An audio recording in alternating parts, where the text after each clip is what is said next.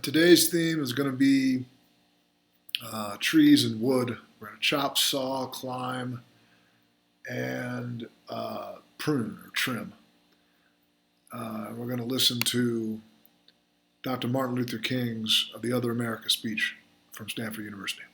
Subject from which to speak this afternoon, the other America. And I use this subject because there are literally two Americas. One America is beautiful for a situation. And in a sense, this America is overflowing with the milk of prosperity and the honey of opportunity.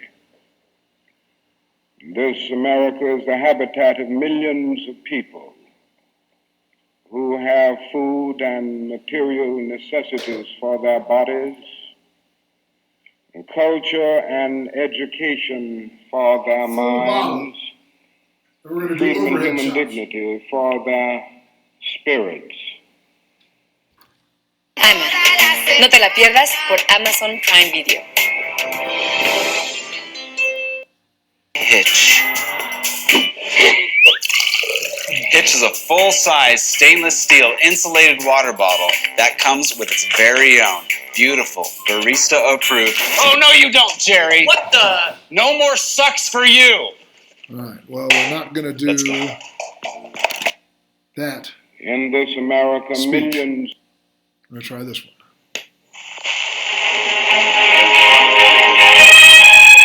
This is MLK's interview on BBC. I hope it doesn't have commercials.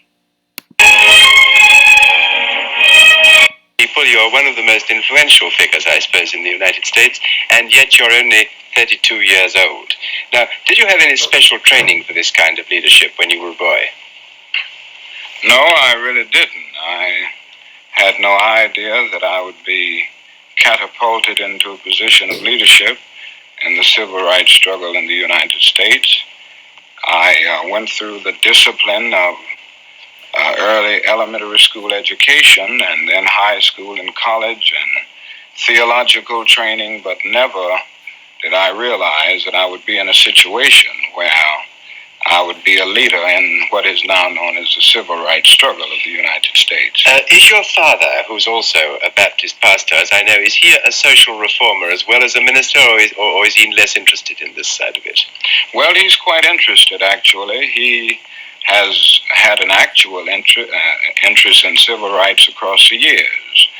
He is a pastor of a large church in Atlanta, Georgia. Incidentally, I'm co-pastor of the church. And he has had a strong interest in civil rights. He has been president of the National Association for the Advancement of Colored People in Atlanta. And he always stood out in social reform. Do you think he saw that you would be a leader? Do you think he did, in fact, bring you up in some special way to face these responsibilities? Well, I think he certainly realized the need for this, and after I decided to enter the ministry, he constantly stressed the need for leadership, and I'm sure that he hoped that I would stand out in this area. Whether he realized that I would do it or not is something else, but he certainly hoped for this. What sort of home did you have as a child? Was it a strict home, for instance?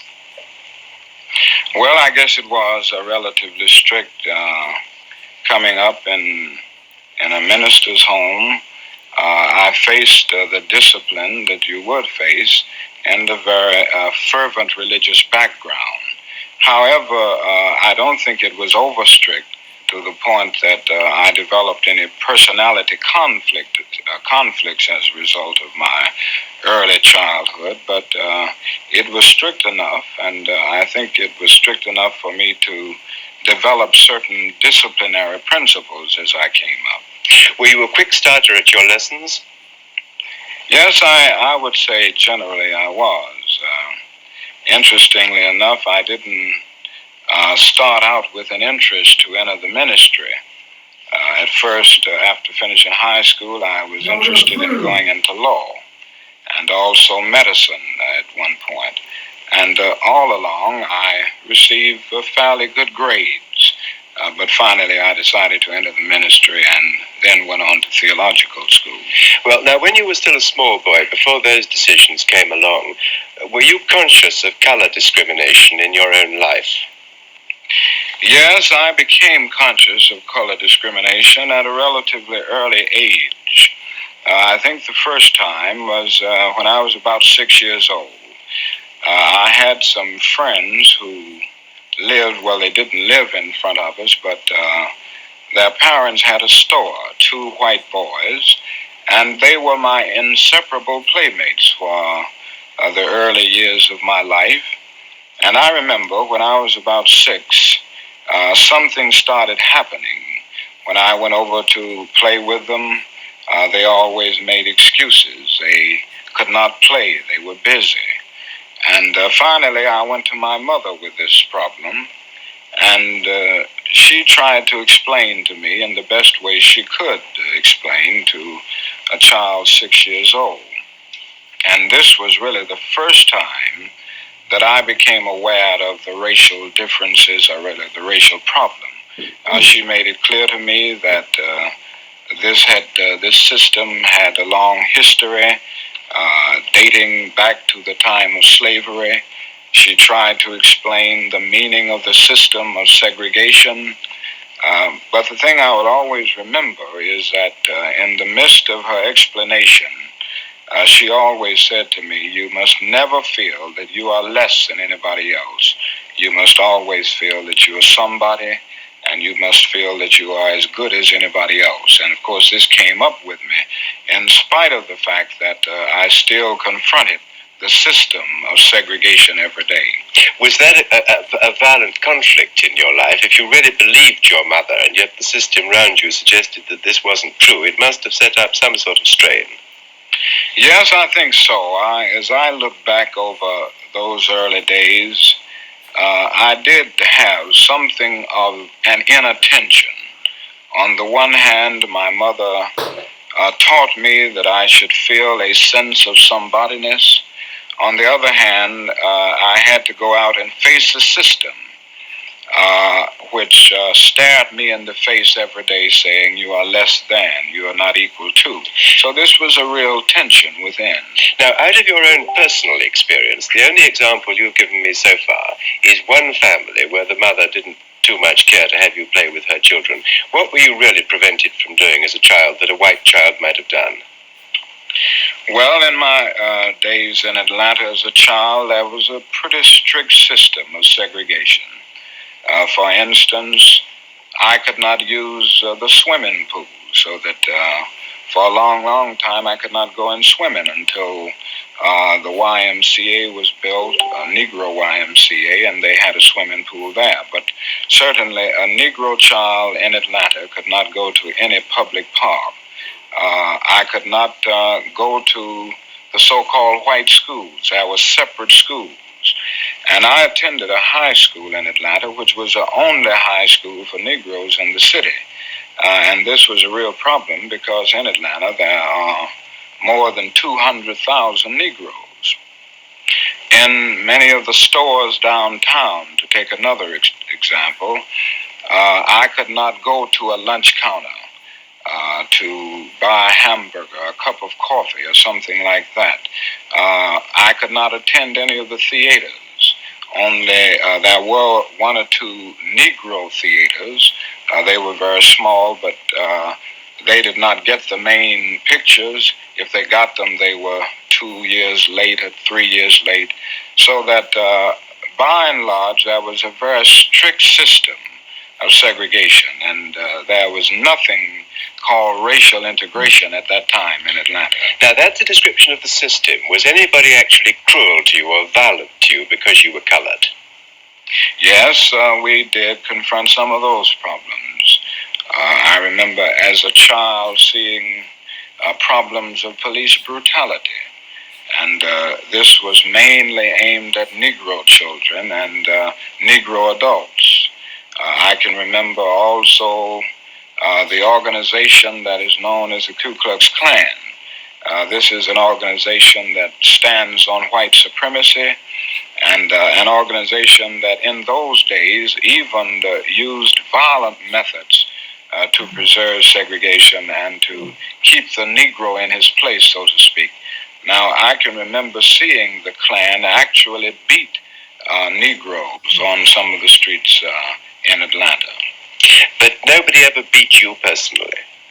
No, I did have one experience, which was a relatively minor experience, but it still lived with me a good deal. When I was about 8 years old, I was in one of the downtown stores of Atlanta, and all of a sudden someone slapped me, and the only thing I heard was somebody saying, "You are that nigger that stepped on my foot."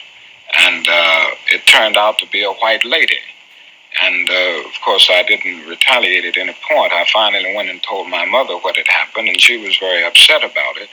But at that time, the lady who slapped me had gone, and my mother and I left the store almost immediately. Can you remember at this distance of time why you didn't respond in any violent way? Was it that you'd already thought of nonviolence, or was it that you just didn't dare as a Negro to take any strong action against a white? Well, I think probably it was a combination of two things. I hadn't thought of nonviolence at that early age as a system of thought, as a practical technique.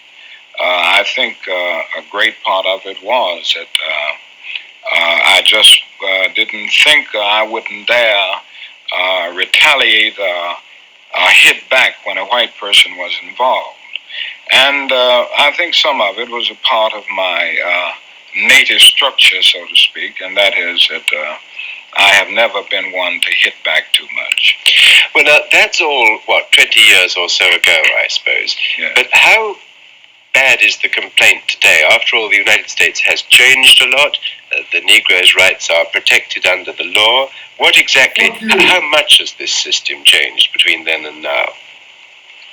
Well, it has changed a good deal. It is far from what it ought to be, but I can see many, many changes that have taken place over the last few years. For instance, in the same Atlanta, Georgia, which is one of the largest cities in the South, there are some Negro students in formerly all-white schools. Some of the parks are integrated, some of the public parks. Just a few weeks ago, about 177 lunch counters were open to Negroes on a thoroughly integrated basis. I think I could say also that court injustice is not as glaring a reality today as it was 10 years ago. Police brutality has diminished a great deal. So that in Atlanta alone, there are many changes, and when I look over the total situation, I can say the same thing. For instance, when the United States Supreme Court rendered the decision declaring segregated schools unconstitutional in 1954, 17 states and the District of Columbia practiced segregation in the public schools. But today, I would say most of these states have made some move toward integration. Only 3 states are holding out, namely the states of Mississippi, Alabama, and South Carolina. Yes. So that there has been a great change since, say, 1950 or 1945. Now, I can't help following you up at one point there. You said, I think I'm quoting you more or less verbally correctly, you said that denial of justice was less glaring than it used to be, and that police brutality had, I think your words were, somewhat diminished. Now, it follows from that that you're not content that the Negro gets justice in the United States as things are at present, and you're not certain that the police do not victimize him. Well, yes, I think we have moved on a great deal, but we still face token integration. By token integration, I mean a few Negroes getting justice in a particular situation, but the vast majority still confronting problems of economic insecurity and social isolation. So that while we have moved on, we only have token integration, and the problem now is to move from token integration to overall integration, where it involves more than just a few students in a school, more than just a few lunch counters open, more than gaining justice in the courts in a few situations, but in every situation. You spoke a moment ago about having been thrust forward into this position of leadership. How exactly did it happen? Why are you at 32 virtually the leader of the Negroes in the United States? Well, I started out as a pastor in Montgomery, Alabama, which is a state that adjoins the state of Georgia. After I finished my graduate work in Boston, I returned to Montgomery to pastor a church. After I had been in Montgomery about a year, we had the problem there of facing many indignities and injustices on the city buses. Negroes were treated in a very discourteous manner. The bus drivers usually talked to Negro passengers in a very inhuman way. Not only that, if one had visited Montgomery, Alabama prior to 1955, December of 1955, he would have seen Negro passengers actually standing over empty seats. This was because the first 10 seats were reserved for whites only. And even if Negro passengers packed the buses and the other seats, and there were no more seats left other than these seats reserved for whites only, Negro passengers could not sit there. So they had to stand over these seats even if a white passenger was not on the bus. Not only that, there were times when Negro passengers got on the buses at the front and put the fare in the box, and then they had to get off the bus and board by the rear entrance. These were some of the conditions that existed, and on the 5th of December in 1955, a Negro woman was arrested, Mrs. Rosa Parks, for refusing to give up her seat for a boarding white male passenger. Pretty soon after she was arrested, the word got around the Montgomery community, and there was a spontaneous reaction. I think I could say safely that more than 99% of the Negro people of Montgomery rose up with a bit of indignation, a righteous indignation, I would say. And this led to the bus boycott. The Negro citizens decided not to ride the buses until these conditions were changed. They asked me to serve as a spokesman and the president of the Montgomery Improvement Association, and from this time, I found myself in a leadership position in the civil rights struggle. And the bus boycott was, of course, a startling success under your leadership. Yes, we struggled for 381 days, but at the end of that, we returned to thoroughly integrated buses, and they are integrated today in Montgomery. Now, what does this position of leadership cost you in personal terms? I mean, are you threatened? Do you get anonymous letters? You have had violence, I think, shown to you more than once. Tell us a little what is involved in all that. Yes, I have been threatened many, many times. There was a time that we received as many as 30 and 40 threatening calls a day. And of course, I received numerous threatening letters. My secretary has come to the point now that she doesn't show me most of these letters, but occasionally I come across them. Within the last few days, I remember receiving a threatening letter, and they say such things as this: you are causing too much trouble in this town, and if you aren't out within 10 days, you and your family will be killed. Now, in Montgomery, our home was bombed twice, and I guess these were the most severe instances of violence that we confronted.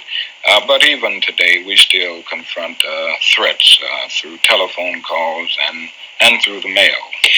Have you found that the police have been diligent in protecting you, as diligent as they would be with a white leader? Well, in Montgomery, Alabama, they were not. Certainly, we got no protection from the law enforcement agencies. In fact, one of the big problems that we confront in some situations in the South is that many of the mobs and the hoodlums are aided and abetted by some of the policemen. But I must say that this is a little different in Atlanta, Georgia. When we have received threats, when we have had crosses burned on our lawn by the Ku Klux Klan, the policemen have been very diligent in attempting to protect us, so that situations do vary even in the Deep South. You were once the victim of an actual assassination attempt, were you not? Yes. What happened? Well, this was in Harlem. It turned out to be a demented Negro woman, and she happens to be in an institution even at this hour for the criminally insane. I was autographing books in a bookstore in Harlem in New York City, and this was a book, Stride Toward Freedom, that I wrote a few years ago. And she came in, I was writing, and I heard someone say, "Are you Reverend King?" And I didn't hardly look up, I just said yes. And by that time, she leaned over and stabbed me. And of course, it was a near fatal stabbing. I was in the hospital for several weeks as a result of this. But this was not actually, since the woman was demented, this was not strictly relevant to your campaign. No, I don't think it could be included in events that took place as a result, totally as a result of my work in the civil rights area. And yet I don't think it can be totally divorced, because if I hadn't been involved in this, she wouldn't have even known me. So that in some way it was connected, but not totally. Have you, during this period, which must have been one of very great strain for you, have you felt frightened and even very lonely in your position of leadership? Yes, at times. I think honesty impels me to admit that there have been those times that I actually confronted fear. I don't think anyone in a situation like this can go through it without confronting moments of real fear. But I have always had something that gave me an inner sense of assurance and an inner sense of security in the final analysis. All right, 20 minutes done. It's a good one. I'm not sure why. I don't think I'm ever going to work out standing up again. The seated and the bed ones feel like better workouts and zero impact on my terrible feet. We'll do my ab work and my 20 assisted push-ups. And you guys who are following along, just keep it up. Doesn't matter if you look silly, or if you can only go for a couple minutes, or you can't go as fast as I can, or you can go faster. Just keep it up. It's really good physically and mentally. I think especially during these times, it's really important. And that was a good interview. The way Dr. King kept his poise when asked, the guy was polite in tone, but he asked like 4 different questions that were just like, go fuck yourself, douchebag. But, he's a legend for a reason, right? A lot of people will become legends after they get martyred. He was a legend when he was in his 20s. So what a remarkable man. Okay, good night, everybody.